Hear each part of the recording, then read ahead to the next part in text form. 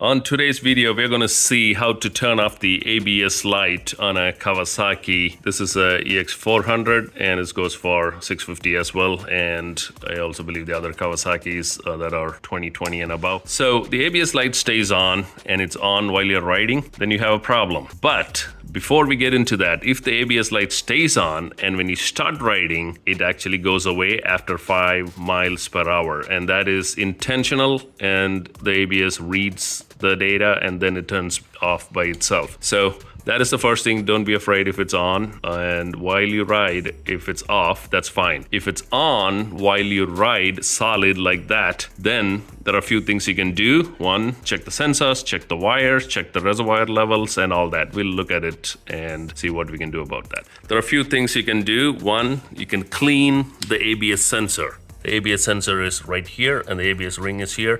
There's mud in here, or the sensor is like filled with some debris in there. You can spray with some carb cleaner and clean that. Same thing goes to the rear wheel.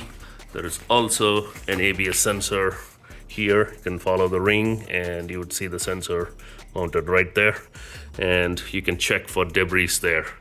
And the second thing you can do is check the wires. You know, all these ABS sensors have wires coming out of them. See if they're pulled apart. And there are places where these ABS sensor wires, that is very much in a vulnerable spot. For example, there is a wire down here. As you can see, this particular black and white wire, while turning the handle, you would see that there is a possibility if this gets snagged or broken. So check this as well. And then finally, one of the main things is fluid level. In this case, I have pretty low. So we're going to top it off up on this reservoir as well as this reservoir as well. See, it shows a little lower, but when you tip the bike, it comes up a little, but still we'll refill it and see if the ABS light goes away. If you can undo the screw, just bend it back a little so your lid is clear. And a nice gasket for filter. Let's take that off without spilling. And we'll refill it at this point to a little more. Use .3 or .4. In this case, I'm using .4. Okay, that's enough.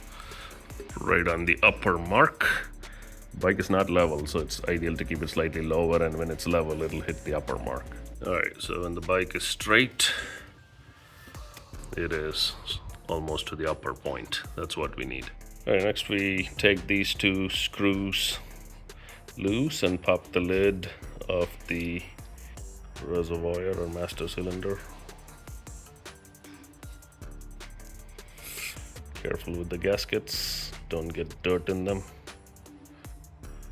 Yep, looks clear, not bad. We can add a little bit to make sure it come up to level. And here, as you can see, it's right on below the lower level here, so adding a little won't hurt. Adding a little bit of brake fluid.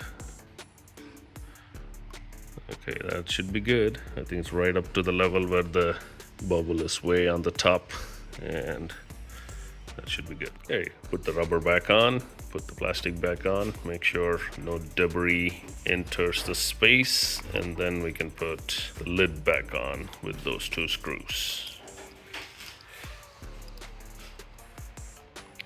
Hand start it. Wipe any spills. We are good.